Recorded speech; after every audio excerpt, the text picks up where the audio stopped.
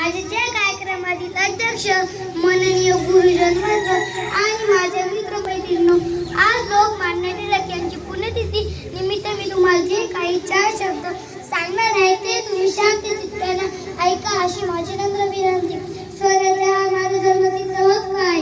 स्वराज्य हा माझा जन्मसिद्ध हक्क आहे आणि तो मी मिळवणारच असे एकमेकांनी धाडसाने सांगणारे व्यक्तिमत्व म्हणजे लोकमान्य टिळक.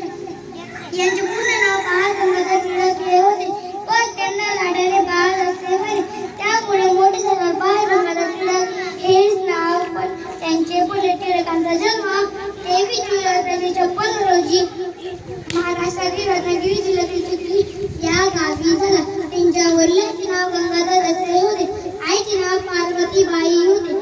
टिळक लहानपणापासून अतिशय हुशार आणि तल्लख बुद्धिमत्तेचे होते. गणित आणि समृद्धी हे त्यांचे आवडते विषय होते. पाकाचा पाय पाण्यात दिसतात या उपासीप्रमाणे या त्याच्या सुराचे तेज चमकू लागले आणि या त्याच्या सर्वांचे डोळे दिपून जाऊ लागले. गणितामध्ये टिळकांचा कोणी हातच धरू शकत नव्हते. एकदा गुरुची वर्गात गणित शिकवत होते. सर्व मुलांनी वहीमध्ये गणित लिहायचे.